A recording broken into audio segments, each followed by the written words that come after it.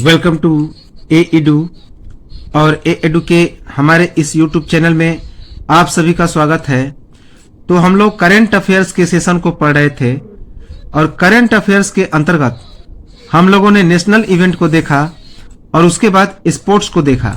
Sports के कुछ चीजें अभी बाकी हैं जिन्हें हम लोग आगे देखेंगे और साथ ही साथ नेशनल इवेंट के भी कुछ चीजें बाकी हैं जो हम लोग आगे देखेंगे।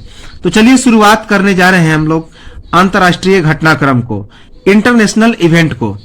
तो इंटरनेशनल इवेंट के अंतर्गत सबसे पहला करंट अफेयर्स है G20 समिट। G20 समिट अर्थात G20 का शिखर सम्मेलन कब होगा? तो अगले साल 2022 में इंडोनेशिया में आयोजित होगा। तो G20 का शिखर सम्मेलन अगले साल 2022 में इंडोनेशिया में आयोजित होगा। इस वर्ष का जो G20 शिखर सम्मेलन हुआ कहां पे हुआ? तो इटली की राजधानी रोम में संपन्न हुआ। तो वर्ष 2021 का जो G20 का शिखर सम्मेलन था वह कहां पे आयोजित हुआ? तो इटली की राजधानी रोम में आयोजित हुआ।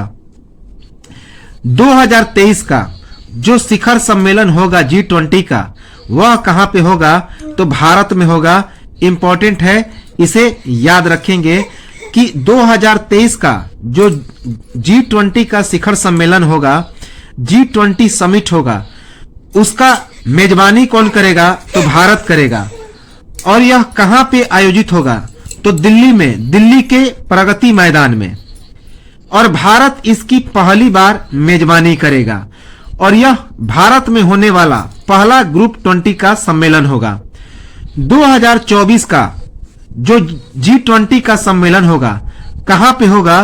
तो वह ब्राजील में होगा। याद रखेंगे कि 2022 का G20 इंडोनेशिया में, 2023 का भारत के दिल्ली के प्रगति मैदान में और भारत इसकी पहली बार मेजबानी करेगा, जबकि 2024 का ब्राजील में होगा। इस साल के G20 के सम्मेलन का समापन कब हुआ? तो 31 अक्टूबर 2022 को। तो 2021 के G20 का सम्मेलन जो हुआ कहां पे? इटली की राजधानी रोम में। तो उसका समापन कब हुआ? तो 31 अक्टूबर 2021 को। इस सम्मेलन का विषय क्या था? अर्थात यह जो G20 हुआ उसका थीम क्या था? तो सदी के लगभग मध्य तक net zero green house gas उत्सर्जन या कार्बन न्यूट्रलिटी को बढ़ाना। तो इस सम्मेलन में जो मुख्य विषय पर चर्चा किया गया वह कार्बन न्यूट्रलिटी को बढ़ाने पर किया गया। सदी के लगभग मध्य तक net zero green house gas उत्सर्जन या कार्बन न्यूट्रलिटी को बढ़ाने पर काफी चर्चा हुई। इसी विषय पर ही चर्चा हुई। प्रधानमंत्री नरेंद्र मोदी का क्या लक्ष्य लिया गया? तो इन्होंने लक्ष्य लिया कि 2022 में 500 करोड़ वैक्सीन को बनाना है। तो इस G20 सम्मेलन में उन्होंने लक्ष्य निर्धारित किया, प्रधानमंत्री नरेंद्र मोदी ने, कि 2022 में 500 करोड़ वैक्सीन को निर्माण करेंगे। अब G20 के बारे में हम लोग देखें तो G20 का जो कुछ स्टैटिक जीके है। सबसे पहले G20 को ग्रुप 20 कहा जाता है, अर्थात इसमें विश्व के 20 सबसे मजबूत अर्थव्यवस्था वाले यह देशों का समूह है। तो कौन कौन से देश इसमें आते हैं? तो अर्जेंटीना, ऑस्ट्रेलिया, मैक्सिको, ब्राजील, रूस, कनाडा, सऊदी अरब, दक्षिण अफ्रीका, चाइना, जर्मनी, दक्षिण कोरिया, फ्रांस, भारत, तुर्की, यूनाइटेड किंगडम, इंडोनेशिया, संयुक्त राज्य अमेरिका, इटली, जापान और यूरोपीय संघ। तो इतने सारे 20 देश ये G20 के समूह में आते हैं। भारत जो है वह 1999 से G20 के गठन से ही सदस्य है। तो 1999 में ग्रुप 20 का गठन हुआ था। तो उसी समय से भारत इस G20 का सदस्य है। अगला इंपॉर्टेंट करंट अफेयर्स है, इंटरनेशनल करंट अफेयर्स, कि भारतीय मूल की अनीता आनंद बनी कनाडा की नई रक्षा मंत्री। तो कनाडा की नई रक्षा मंत्री कौन बनी है? तो भारतीय मूल की अनीता आनंद कनाडा की नई रक्षा मंत्री बनी है। कनाडा के प्रधानमंत्री ट्रूडो की लिबरल पार्टी के द्वारा स्नैप चुनावों में कनाडा की सत्ता की वापसी हुई। तो कनाडा के प्रधानमंत्री ट्रूडो की लिबरल पार्टी के द्वारा स्नैप चुनावों में कनाडा की सत्ता की वापसी हुई। और यह जो मंत्रालय का फेरबदल हुआ, कब हुआ? तो 26 अक्टूबर को, याद रखेंगे। तो इस प्रकार जो कनाडा की मंत्रालय का परिवर्तन हुआ वह किस तारीख को हुआ? तो 26 अक्टूबर को। अनीता आनंद किनकी जगह लेंगी? तो भारतीय मूल के हरजीत सज्जन की यह जगह लेंगी। तो पहले कनाडा के रक्षा मंत्री कौन थे? तो भारतीय मूल के हरजीत सज्जन। तो इसी हरजीत सज्जन की यह जगह लेंगी कौन? अनीता आनंद। हरजीत सज्जन अब अंतर्राष्ट्रीय विकास एजेंसी के मंत्री बन चुके हैं। तो रक्षा मंत्री से हरजीत सज्जन अब क्या बन चुके हैं? तो अंतर्राष्ट्रीय विकास एजेंसी के मंत्री बन चुके हैं। अगला इंपॉर्टेंट करंट अफेयर्स है, सऊदी अरब ने किया नेशनल इंफ्रास्ट्रक्चर फंड का लॉन्च। तो नेशनल इंफ्रास्ट्रक्चर फंड को किसने लॉन्च किया? तो सऊदी अरब ने लॉन्च किया नेशनल इंफ्रास्ट्रक्चर फंड। कब लॉन्च किया? तो 25 अक्टूबर 2021 को। 25 अक्टूबर 2021 को सऊदी अरब ने नेशनल इंफ्रास्ट्रक्चर फंड को लॉन्च किया। इसका मुख्य उद्देश्य क्या था?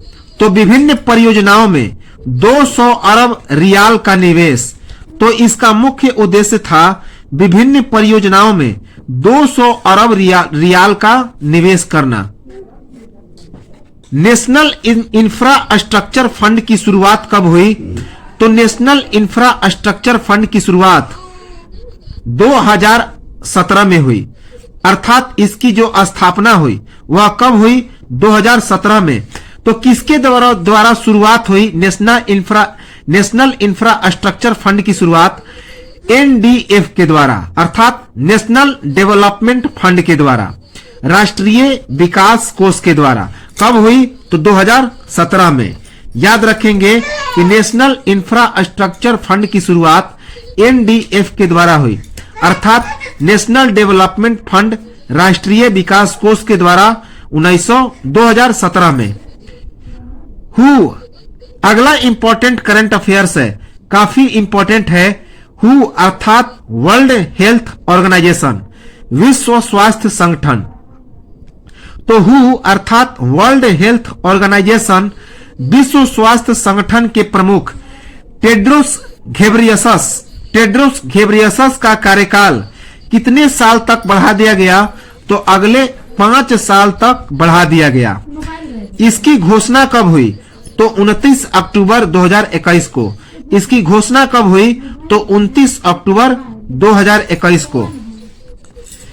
2017 में नियुक्त टेड्रोस एडेनोम घेब्रेयेसस की समय सीमा 23 सितंबर 2021 को समाप्त होने वाली थी। तो 2017 में इनकी नियुक्ति हुई थी टेड्रोस एडेनोम घेब्रेयेसस की, जिसकी समय सीमा कब समाप्त होने वाली थी? तो 23 सितंबर 2021 को। लेकिन अब उनका कार्यकाल 5 साल तक बढ़ा दिया गया है और अब वे 2026 में रिटायर होंगे। अगला इंपॉर्टेंट करंट अफेयर्स है, मिस्र के राष्ट्रपति अल सीसी ने कई वर्षों के बाद की देश में आपातकाल की समाप्ति की घोषणा। तो मिस्र में कई सालों से आपातकाल की स्थिति लगी हुई थी। तो मिस्र के राष्ट्रपति अल सीसी ने कई वर्षों के बाद इस मिस्र में आपातकाल की जो स्थिति थी उसकी समाप्ति कर दी। आपातकाल लगाने का कारण क्या था? तो 2017 में चर्चों पर घातक बमबारी हुई थी।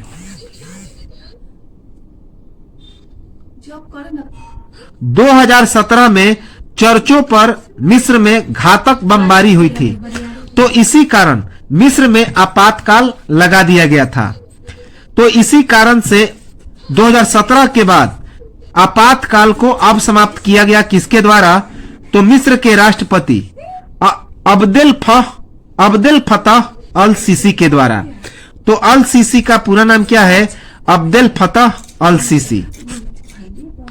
अगला करंट अफेयर्स है सूडान कोप। सूडान कोप अर्थात सूडान में तख्ता पलट हो गया, सेना ने प्रधानमंत्री को हिरासत में लिया। तो सूडान कोप अर्थात सूडान में तख्ता पलट हुआ, सूडान की सेना ने प्रधानमंत्री को हिरासत में ले लिया। इसका कारण क्या था? तो इसका कारण था सूडान की आजादी जो कि 1956 में मिली थी। तो उसी समय से सूडान में राजनीतिक अस्थिरता की स्थिति उत्पन्न हो गई थी। तो सूडान में उसके आजादी के समय अर्थात 1956 से ही राजनीतिक अस्थिरता की स्थिति उत्पन्न हो गई थी। तो इसी कारण सूडान में तख्ता पलट हुआ और उस वहां के सेना ने प्रधानमंत्री को हिरासत में ले लिया, जिसे सूडान कॉप कहा जाता है। अगला करंट अफेयर्स है चीन के पीएलए ने भारत के साथ सटी सीमा पर नए प्रकार के ऑल टेरेन वाहन किए तैनात। तो याद रखेंगे चीन के पीएलए ने भारत के साथ सटी सीमा पर नए प्रकार के ऑल टेरेन वाहन को तैनात किया। पीएलए का मतलब क्या होता है? तो पीएलए का मतलब होता है चीनी people's liberation army Xinjiang military command.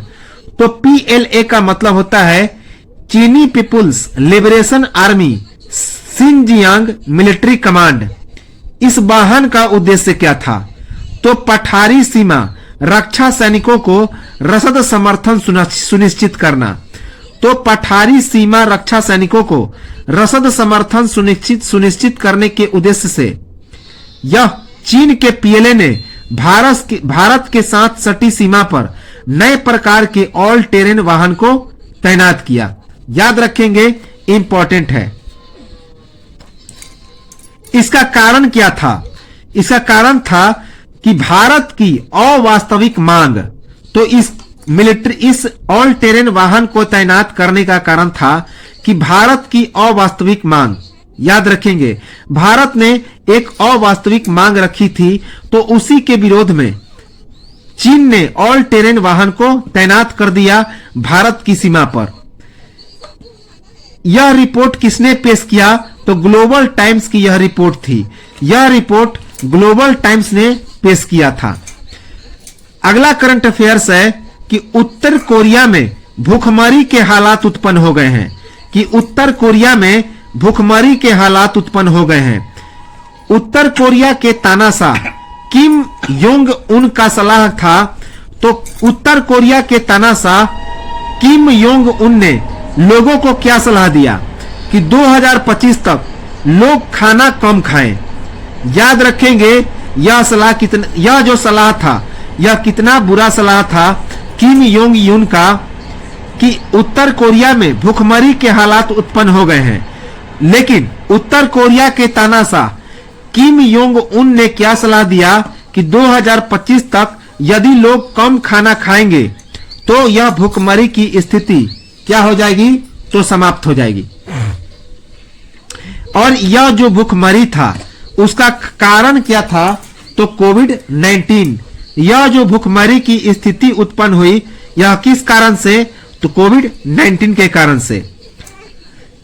फाओ अर्थात फूड एंड एग्रीकल्चर ऑर्गेनाइजेशन अर्थात संयुक्त राष्ट्र खाद्य और कृषि संगठन, संयुक्त राष्ट्र खाद्य और कृषि संगठन के अनुसार इस साल 8,60,000 टन की भोजन की कमी हो गई।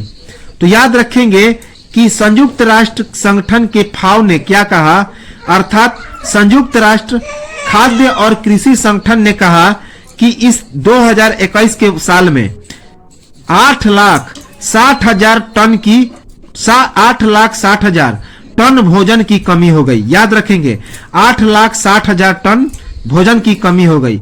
यह बात किसने कहा?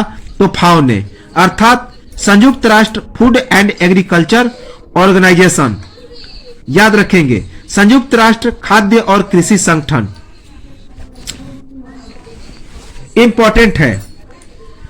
अगला करंट अफेयर्स है एलन मस्क की घोषणा। तो दुनिया के सबसे अमीर व्यक्ति कौन है? तो एलन मस्क हैं। तो एलन मस्क ने क्या कहा? उन्होंने घोषणा किया कि यदि 6 अरब डॉलर से दुनिया की भूख मिट सकती है तो मैं बेच दूंगा टेस्ला के स्टॉक। टेस्ला जो कि इलेक्ट्रिक कार निर्माता, इलेक्ट्रिक कार की कंपनी है, तो एलन मस्क उसी के मालिक है। तो एलन मस्क ने घोषणा किया कि यदि 6 अरब डॉलर से दुनिया की भूख मिट सकती है तो मैं टेस्ला के स्टॉक को बेच दूंगा। एलन मस्क कौन है? तो टेस्ला के प्रमुख हैं। याद रखेंगे, यह टेस्ला जो है वह कौन सी कंपनी है? तो एक इलेक्ट्रिक कार की कंपनी है। दुनिया के सबसे अमीर शख्स यह जो एलन मस्क हैं, टेस्ला के प्रमुख हैं और दुनिया के सबसे अमीर व्यक्ति हैं, जिनके पास 311 बिलियन डॉलर की संपत्ति है। इनके पास 311 बिलियन डॉलर की संपत्ति है। इसका कारण क्या था? तो यह बात कहने का कारण क्या था इनका कि यूनाइटेड नेशंस के विश्व खाद्य कार्यक्रम ने कहा था कि 6 अरब डॉलर से दुनिया की भूख मिट सकती है। तो यह एलन मस्क ने यह बात इसलिए कहा था कि यूनाइटेड नेशन के विश्व खाद्य कार्यक्रम अर्थात यूएन के वर्ल्ड फूड जो प्रोग्राम था, उसने कहा था कि 6 अरब डॉलर से दुनिया की भूख मिट सकती है। तो इसी कारण एलन मस्क ने कहा यदि 6 अरब डॉलर से दुनिया की भूख मिट सकती है तो आप बताइए कि इस 6 अरब डॉलर के लिए 6 अरब डॉलर को हमको कहां पे खर्च करना पड़ेगा ताकि लोगों की भूख मिट जाए। अगर यह ऐसा संभव है तो मैं इस टेस्ला के स्टॉक को भी बेचने के लिए तैयार हूं। ब्लूमबर्ग के अनुसार दुनिया के 5 सबसे अमीर व्यक्ति कौन कौन हैं? तो ब्लूमबर्ग के अनुसार दुनिया के सबसे 5 अमीर व्यक्ति हैं। पहला एलन मस्क। पहला कौन है? तो एलन मस्क, जिनके पास 311 बिलियन डॉलर की संपत्ति है। तो एलन मस्क के पास 311 बिलियन डॉलर की संपत्ति है। उसके बाद जेफ बेजोस, जिनके पास 195 बिलियन डॉलर की संपत्ति है। उसके बाद बर्नार्ड अर्नोल्ट, तो बर्नार्ड अर्नोल्ट के पास 167 बिलियन डॉलर की संपत्ति है।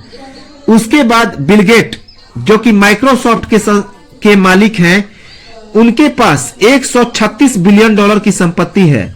और लैरी पेज के पास 131 बिलियन डॉलर की संपत्ति है। याद रखेंगे, इंपॉर्टेंट है। तो हम लोग अगले करंट अफेयर्स की ओर चलते हैं कि जर्मनी ने, जो काफी इंपॉर्टेंट करंट अफेयर्स है, जर्मनी ने दुनिया की पहली सेल्फ ड्राइविंग ट्रेन लॉन्च की। जर्मनी ने दुनिया की पहली सेल्फ ड्राइविंग ट्रेन लॉन्च की। तो स्वयं जो है स्वयं चलने वाली एक ट्रेन को लॉन्च की जर्मनी ने। कब लॉन्च किया? तो 11 अक्टूबर 2021 को। काफी इंपॉर्टेंट है कि दुनिया की पहली सेल्फ ड्राइविंग ट्रेन लॉन्च करने वाला पहला देश कौन बना? तो जर्मनी बना, जिसने 11 अक्टूबर 2021 को इस ट्रेन को लॉन्च किया। इसके लॉन्चिंग करता कौन थे, अर्थात किन्होंने इसे लॉन्च किया? तो जर्मन रेल ऑपरेटर डाइचे बाहन और जर्मन इंजीनियरिंग कंपनी सीमेंस ने एक साथ मिलकर। तो जर्मन रेल ऑपरेटर डॉयचे बाहन और जर्मन इंजीनियरिंग कंपनी सीमेंस एक साथ मिलकर इस ट्रेन को लॉन्च किए। जर्मनी के किस शहर में इस ट्रेन का लॉन्च हुआ? तो जर्मनी के हैम्बर्ग शहर में। याद रखेंगे, जर्मनी के हैम्बर्ग शहर में। इसराइल की शुरुआत कब से होगी? तो दिसंबर 2021 से। इसराइल को दिसंबर 2021 से शुरुआत किया जाएगा। जर्मनी की क्या योजना है? कि जर्मनी की योजना है कि जर्मनी के उत्तरी शहर एस बान रैपिड अर्बन रेल नेटवर्क से ऐसी 4 ट्रेनों को जोड़ने की योजना है। तो जर्मनी के उत्तरी शहर एस बान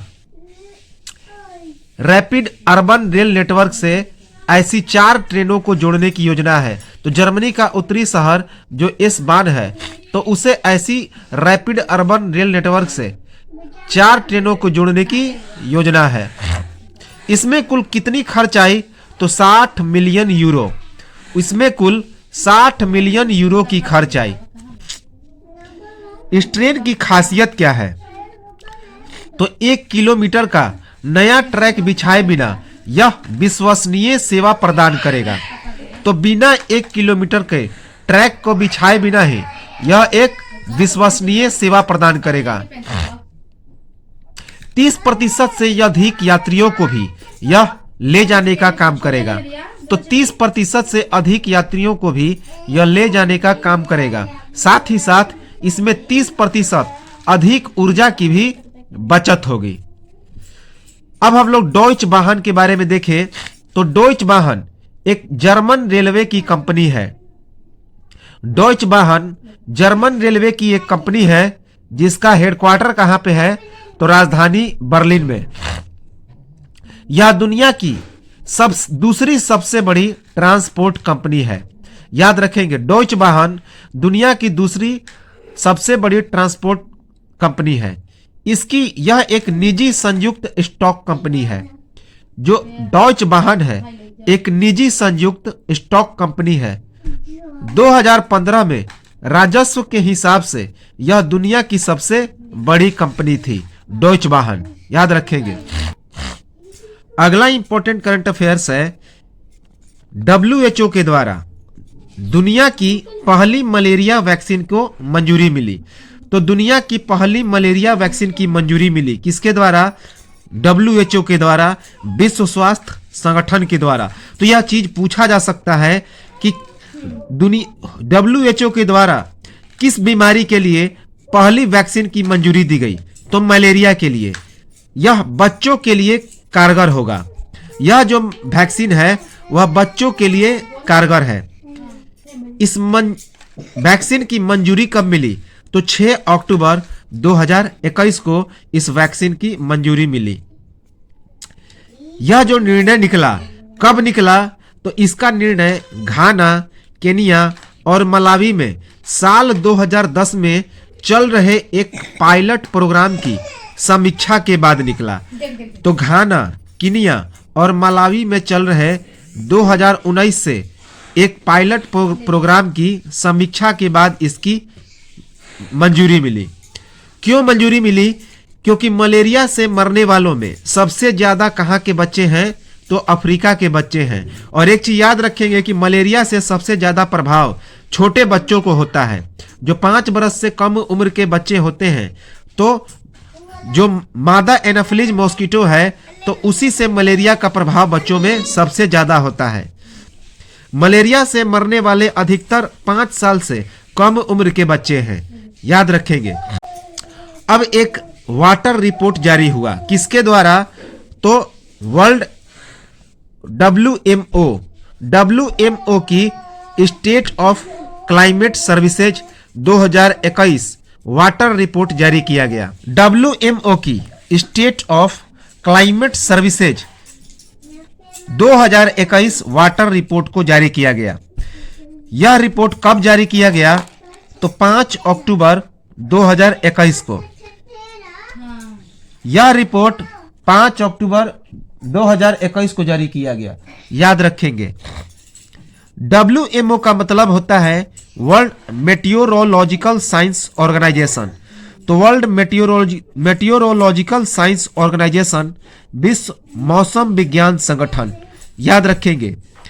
और इस वाटर रिपोर्ट में क्या क्या निष्कर्ष जारी किया गया? तो जलवायु परिवर्तन से बाढ़ और सूखे जैसे पानी से संबंधित खतरे उत्पन्न होते हैं। तो इसमें निष्कर्ष निकला कि जलवायु परिवर्तन से बाढ़ और सूखे जैसे पानी से संबंधित खतरे उत्पन्न होते हैं।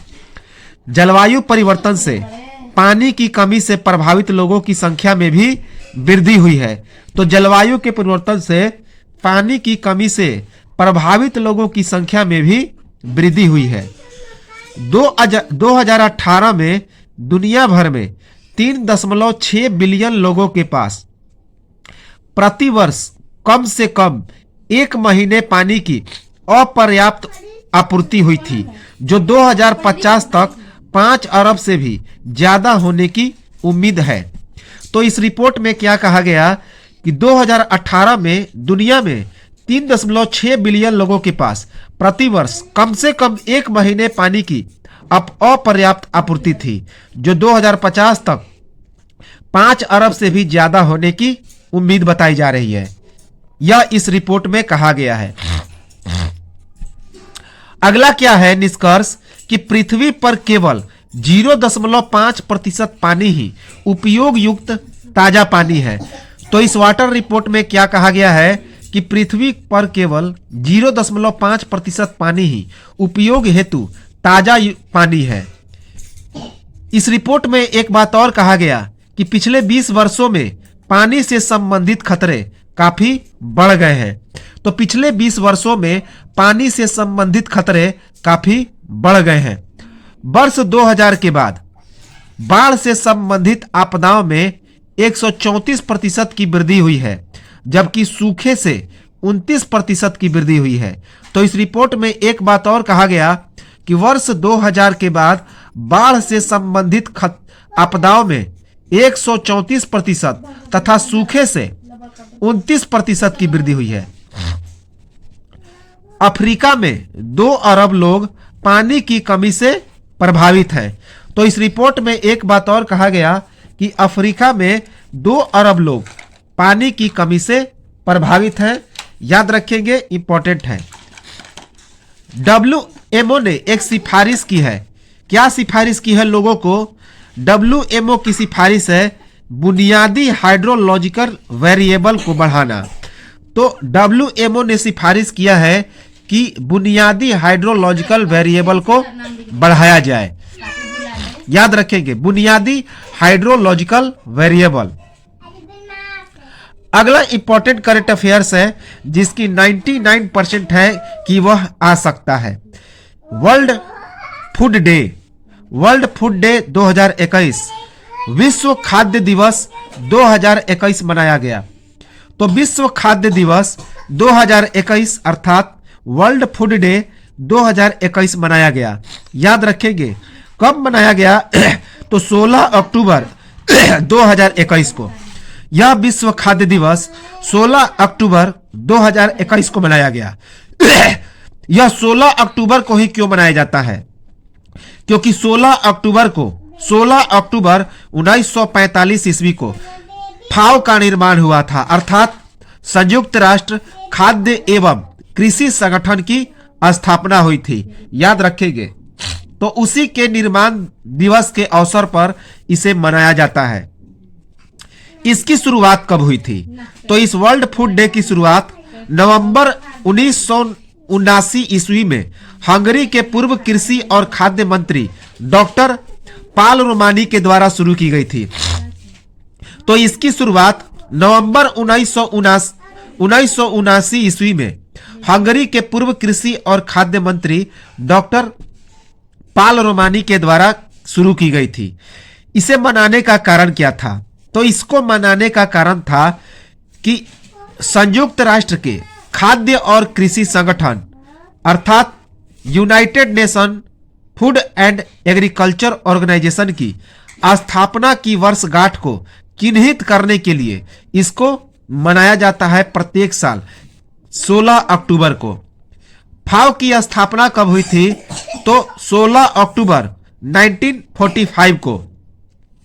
तो फूड एंड एग्रीकल्चर ऑर्गेनाइजेशन, तो खाद्य और कृषि संगठन की स्थापना 16 अक्टूबर 1945 ईस्वी को हुई थी। याद रखेंगे, और यह जो 2021 था इसकी स्थापना का 76वां वर्षगांठ था। याद रखेंगे।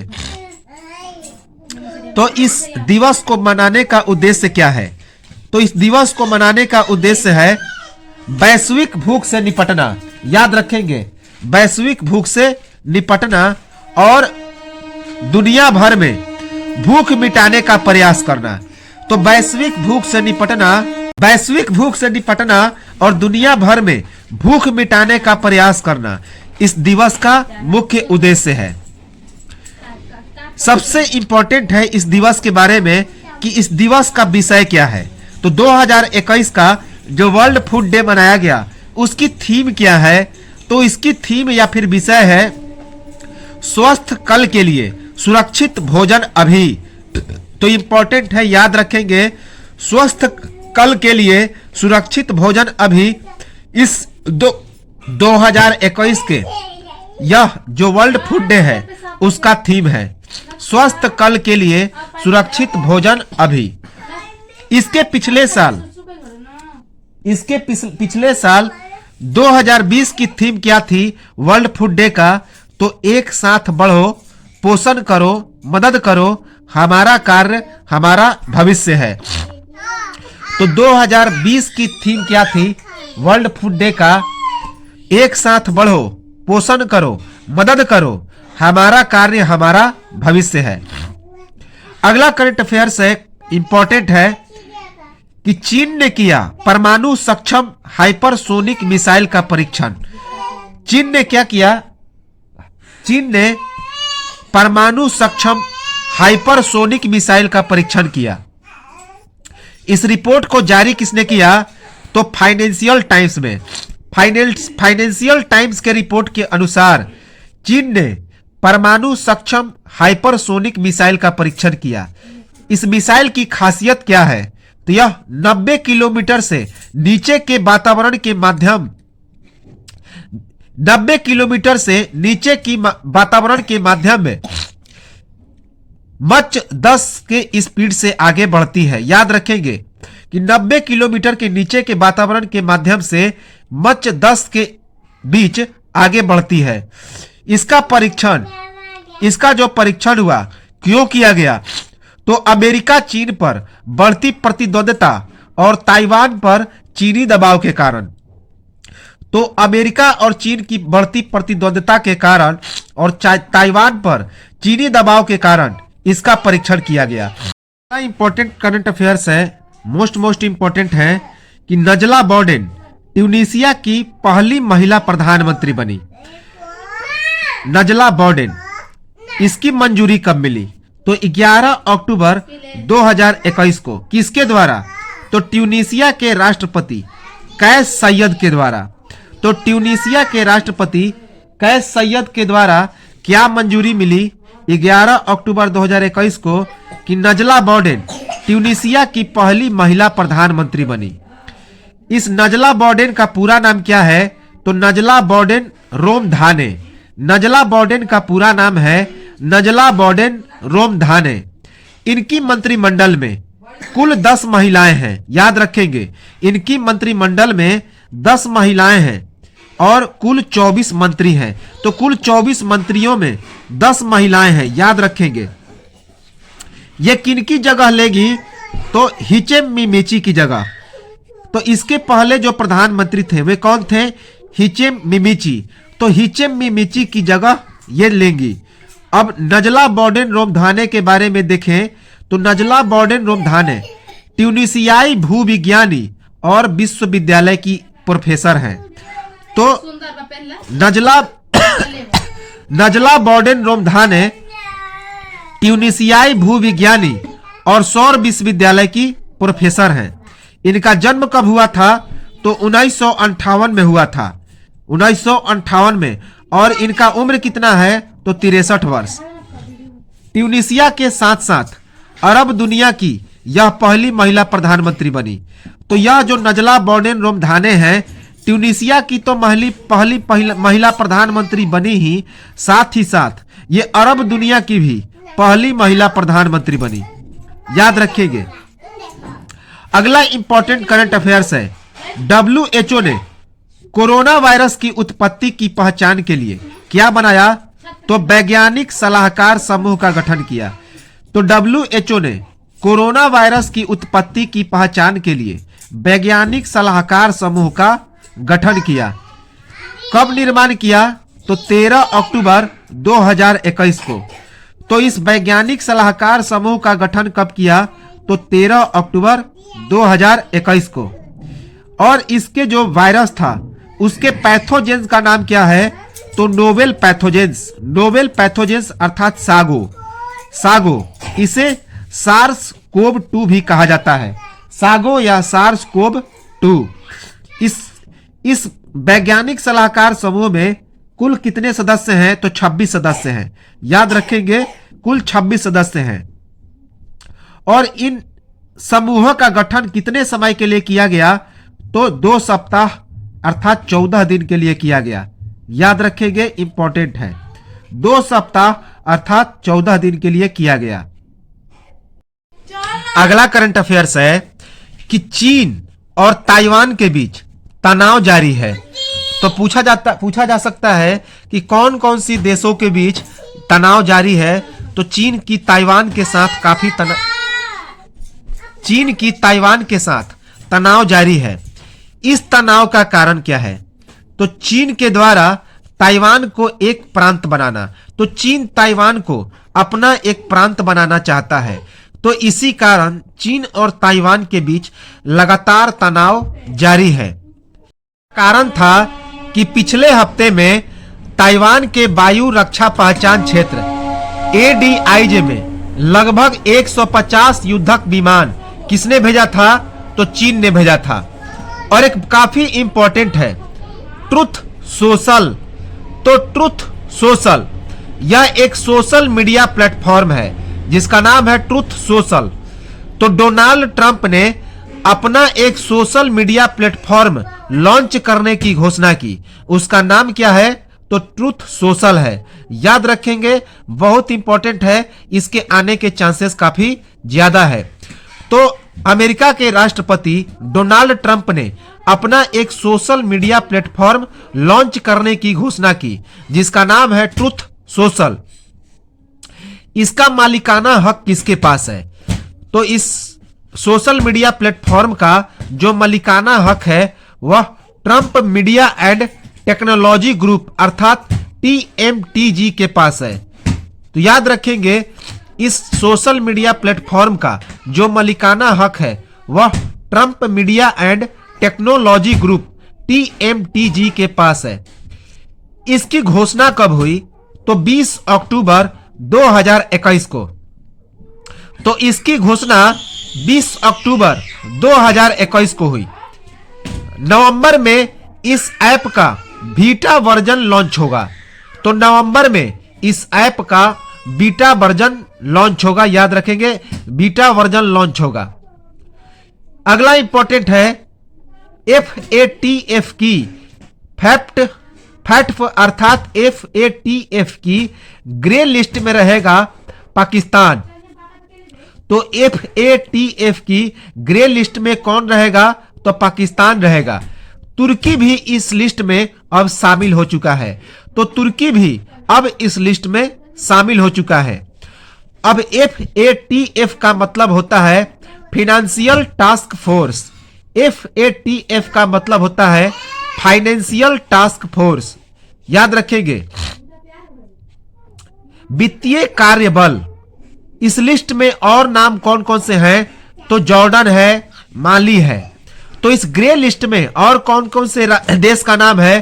तो जॉर्डन है, माली है। लेकिन इस लिस्ट से कौन कौन सा देश हट गया? तो एक बोत्सवाना हटा और दूसरा मॉरिशस हटा। तो बोत्सवाना और मॉरिशस को इस ग्रे लिस्ट से बाहर कर दिया गया। जून 2018 में पाकिस्तान को निगरानी सूची में रखा गया था और तुर्की को पाकिस्तान की आतंकवादी संगठन में सहयोग के कारण इस सूची में रखा गया था। तो पाकिस्तान को जून 2018 में निगरानी सूची में रखा गया था क्योंकि ऐसा लग रहा था कि पाकिस्तान आतंकवाद का गढ़ है और तुर्की उस पाकिस्तान के आतंकवादी संगठन में काफी सहयोग कर रहा था। तो इसी कारण पाकिस्तान को ग्रे लिस्ट में रखा गया और तुर्की को भी उसमें शामिल कर लिया गया था। अगला करंट अफेयर्स है, भूटान और चीन में सीमा वार्ता पर किया समझौता। तो भूटान और चीन ने सीमा वार्ता पर समझौता किया। तो भूटान और चीन के बीच उनके सीमा पर वार्ता पर एक समझौता हुआ। इस समझौते का कारण क्या था? तो इस समझौते का कारण था डोकलाम ट्राई जंक्शन पर 73 दिनों के गतिरोध के बंद होने के कारण। तो इसका कारण था डोकलाम ट्राई जंक्शन पर 73 दिनों के गतिरोध के बंद होने के 4 साल बाद। याद रखेंगे, तो यह जो समझौता हुआ डोकलाम ट्राई जंक्शन पर 73 दिनों के गतिरोध के बंद होने के 4 साल बाद यह समझौता हुआ। यह समझौता कैसा है? तो 3 चरणीय रोड मैप है। यह समझौता का जो आकृति है यह 3 चरणीय रोड मैप है। अगला इंपॉर्टेंट करंट अफेयर्स है, मोस्ट इंपॉर्टेंट। इथियोपिया में प्रधानमंत्री ने दूसरे कार्यकाल के लिए शपथ ली। तो इथियोपिया में वहां के प्रधानमंत्री ने दूसरे कार्यकाल के लिए शपथ ली। याद रखेंगे, तो वहां के प्रधानमंत्री कौन है? अबी अहमद। तो इथियोपिया के प्रधानमंत्री अबी अहमद ने अपने दूसरे कार्यकाल के लिए शपथ ली। इन्हें इथियोपिया का नेल्सन मंडेला कहा जाता है। तो अबी अहमद को इथियोपिया का नेल्सन मंडेला कहा जाता है। इनका जन्म कब हुआ था? तो 15 अगस्त 1976 ईस्वी को। तो अबी अहमद का जन्म 15 अगस्त 1976 ईस्वी को हुआ था। इन्हें इथियोपिया का नेल्सन मंडेला कहा जाता है। इनका कार्यकाल कितने वर्ष तक रहेगा? तो 5 वर्ष तक। याद रखेंगे, 5 वर्ष तक। और इन्होंने किस पार्टी से जीत हासिल की? तो प्रॉस्पेरिटी पार्टी। 2019 में शांति का नोबेल पुरस्कार इन्हें मिला था। तो अबी अहमद को 2019 में शांति का नोबेल पुरस्कार मिला था। याद रखेंगे, अबी अहमद ये 100वें ऐसे शख्स थे जो यह पुरस्कार पाने वाले बने थे। तो 100वें ऐसे शख्स या संस्था थे अबी अहमद जिन्हें शांति का नोबेल पुरस्कार प्राप्त हुआ था। तो शांति का नोबेल पुरस्कार पाने वाले ये 100वें शख्स या फिर कोई संगठन थे।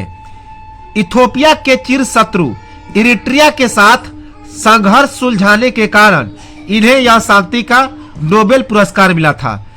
तो इथियोपिया के चिर परिचित प्रतिद्वंदी इरिट्रिया के साथ इन्होंने संघर्ष को सुलझा दिया था। तो इसी कारण इन्हें शांति का नोबेल पुरस्कार 2019 में मिला था। और यह पुरस्कार पाने वाले ये 100वें शख्स या फिर संगठन थे। याद रखेंगे, इंपॉर्टेंट है। अगला इंपॉर्टेंट करंट अफेयर्स है जो 90% है कि यह पूछा ही जा सकता है, क्योंकि कोरोना वायरस का दौर चल रहा है। तो जाहिर सी बात है इससे प्रश्न आने की उम्मीद ज्यादा है। तो क्यूबा बना बच्चों का सामूहिक टीकाकरण शुरू करने वाला पहला देश। तो बच्चों का सामूहिक टीकाकरण शुरू करने वाला पहला देश कौन बना? तो क्यूबा बना, जिसे चीनी का कटोरा भी कहा जाता है। तो क्यूबा बच्चों का सामूहिक टीकाकरण शुरू करने वाला पहला देश बना। यह टीका 2 बरस से कम बच्चों पर लगा, लेकिन यह टीका अनिवार्य नहीं था। तो यह टीका कितने वर्षों के बच्चों पर लगा? तो 2 बरस से कम उम्र के बच्चों पर लगा, लेकिन यह टीका अनिवार्य नहीं था। याद रखेंगे, इंपॉर्टेंट है। अगला करंट